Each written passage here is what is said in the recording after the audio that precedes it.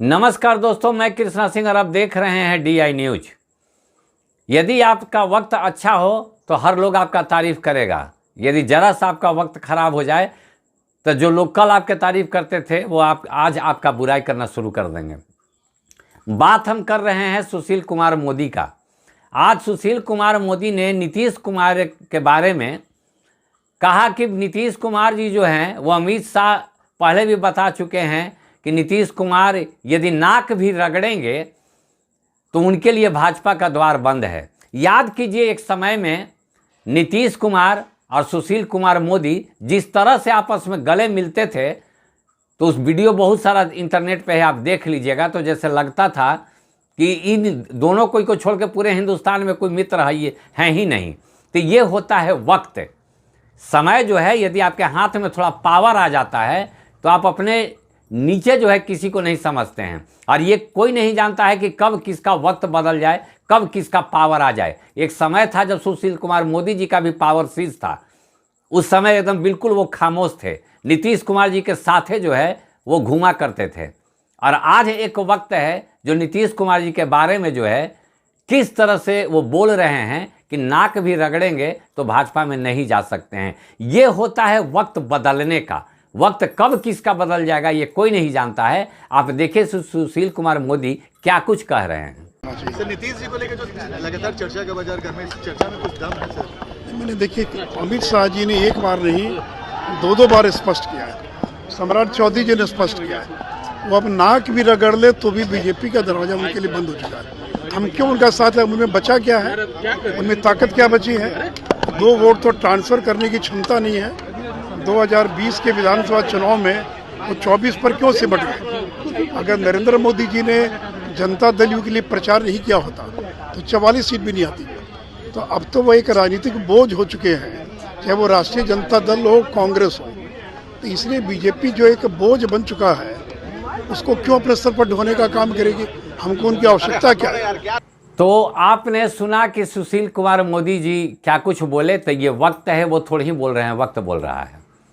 दूसरी खबर यह है कि कांग्रेस सदाकत आश्रम में आज प्रेस कॉन्फ्रेंस हुआ, और प्रेस कॉन्फ्रेंस में कांग्रेस के राष्ट्रीय प्रवक्ता सुजाता पॉल ने ये बताया कि महिला आरक्षण जो आया है उसके पीछे का खेल क्या है।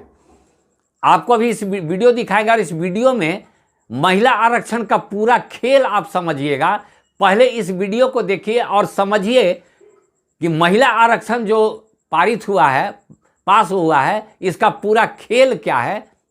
महिला आरक्षण पर आप देख रहे हैं कि कैसे भारतीय जनता पार्टी की सरकार, जो एक जुमला जीवी जुमला वीर सरकार है, अपनी बात को रख रही है और फिर से वही झूठ बोल रही है। जो 15 लाख आपके अकाउंट में आने थे, जो 2 करोड़ नौकरियां आपके और हमारे बच्चों को मिलने वाली थी, जो तमाम झूठ उन्होंने पहले कहे, वही झूठ आज फिर वो दोहरा रहे हैं। मगर जैसा मैंने कहा, ये सपना है कांग्रेस पार्टी का कि महिलाओं को उनका पूरा अधिकार मिले। उस पूरे अधिकार की लड़ाई को लड़ने के लिए स्वर्गीय राजीव गांधी जी को आज हमें याद करना होगा। स्वर्गीय राजीव गांधी जी सबसे पहले देश के प्रधानमंत्री जो इस बिल को लेके आए। जब पहली बार 1989 में वो उस बिल को लेके आए तो जानते हैं कि किसने किया था विरोध। लोकसभा में पारित हुआ, मगर राज्यसभा में गिर गया मात्र 7 वोटों में से। 4 नाम गिनवा देती हूँ। भारतीय जनता पार्टी के दिग्गज नेता अटल बिहारी वाजपेयी, लाल कृष्ण आडवाणी, जसवंत सिंह, राम जेठमलानी, इन्होंने बिल का विरोध किया था और इसीलिए हमें हमारा अधिकार नहीं मिला था।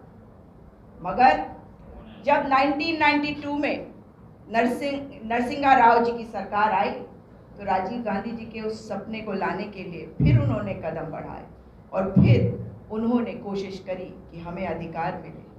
और नगर निकाय, पंचायत, यहाँ पर 1/3 महिलाएं आगे आई, क्योंकि ये कानून बना उस दूरदृष्टि के कारण जो राजीव गांधी जी का था, जिसको साकार करने के लिए कदम बढ़ाया, उसे हकीकत में परिवर्तित किया तत्कालीन प्रधानमंत्री नरसिंहा राव जी ने।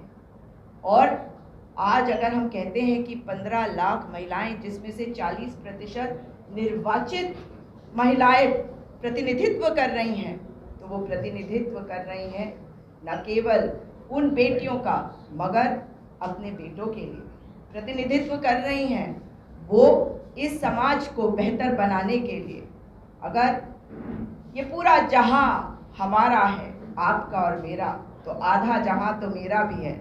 इस आधे जहान में हमें हमारा अधिकार दिलवाने के लिए साकार किया था सपना राजीव गांधी जी का, नरसिंहा राव सरकार ने। और आप जानते हैं कि उसके बाद क्या हुआ। उसके बाद तमाम सरकारें आई, क्यों नहीं वो हमारा अधिकार दिलवा पा रही थी। मगर जब यूपीए की सरकार आई और सोनिया गांधी जी ने राजीव गांधी जी के सपने को साकार करने के लिए फिर कदम आगे बढ़ाए, यूपीए की चेयरपर्सन तत्कालीन प्रधानमंत्री मनमोहन सिंह जी, बेटियों के पिता, जानते हैं कि बेटियों को सशक्त करने से समाज सशक्त होगा, भारत सशक्त होगा। बेटियां सशक्त होंगी तो बेटे भी सशक्त होंगे। और उस वक्त 9 मार्च 2010 को राज्यसभा से पारित हो गया था वो विधेयक जिससे अधिकार हमें पूर्ण रूप का मिलता। और वो विधेयक, अगर वो विधेयक सचमुच में साकार हो जाता तो हम आज इस लड़ाई को फिर से नहीं लड़ रहे होते। महिला है तो मुमकिन है, महिला है तो मुमकिन है, किसी के कारण नहीं, केवल महिलाओं के कारण। महिला है तो मुमकिन है ये अधिकार, क्योंकि मेरा मेरी बहनों का है। अगर वो कानून राज्यसभा में पारित हुआ, अगर वो बिल लोकसभा में हम नहीं पास करवा सके, तो उसके बाद क्या इस सरकार को उसे जारी नहीं रखना चाहिए था? मगर उसका प्रारूप ही बदल दिया गया। और वो भी कब बदला? 9.5 साल बाद। सोनिया गांधी जी ने 2016 में मांग रखी थी प्रधानमंत्री जी से और कहा था कि अंतर्राष्ट्रीय महिला दिवस 8 मार्च 2016 को इस विधेयक को पारित करवाया जाए लोकसभा में। और अगर तब वो करवा देते, क्योंकि उनके पास पूर्ण बहुमत की, प्रचंड बहुमत की सरकार थी, तो आज ये लड़ाई आधी अधूरी लड़ाई नहीं हो जाती, आधा अधूरा न्याय नहीं हो जाता। मगर उन्होंने ऐसा नहीं किया। प्रचंड बहुमत की सरकार है तो प्रचंड तो अहंकार होगा ही। इस बात को हर व्यक्ति समझता है कि प्रचंड अहंकारी सरकार ने चूर चूर कर दिया महिलाओं के सपनों को। हाँ, ये बिल पास हुआ, मगर ये कैसे पास हुआ, क्यों पास किया गया, इस पर भी आऊँ। मगर सोनिया गांधी जी इस लड़ाई को लड़ती रही 2016 में, फिर 2017 में उन्होंने पत्र लिखा और उन्होंने कहा प्रधानमंत्री जी को कि आप बात करते हैं गवर्नेंस और गवर्नमेंट के बीच की अंतर को, तो इन दोनों के बीच का अंतर है और गुड गवर्नेंस आपने देना है और मैक्सिमम गवर्नेंस देना है और मिनिमम गवर्नमेंट नहीं चाहिए, तो दे दीजिए अधिकार महिलाओं को। पर दिया उन्होंने? नहीं दिया। 2017 में भी आवाज उठी और फिर राहुल गांधी जी ने आवाज उठाई। उन्होंने पत्र लिखकर मोदी सरकार से गुहार लगाई थी, मांग करी थी कि बेटियों को उनका अधिकार दे दो। 2018 में उन्होंने पत्र लिखा। उन्होंने 2018 में कहा था कि मॉनसून सत्र में इस विधेयक को पास करवाया जाए, इसे विधेयक बनवाया जाए ताकि बेटियों को अधिकार मिले। तो 2019 में ही हमें यह अधिकार मिल जाता। मगर आप जानते हैं ना क्या किया? तब भी नहीं किया। 2019 का चुनाव। तो आपने कांग्रेस के राष्ट्रीय प्रवक्ता सुजाता पॉल से आपने सुना कि ये महिला आरक्षण का पूरा खेल क्या है। इसी तरह के तमाम खबर देखने के लिए बने रहिए हमारे चैनल से। मैं कृष्णा सिंह, DI न्यूज, पटना।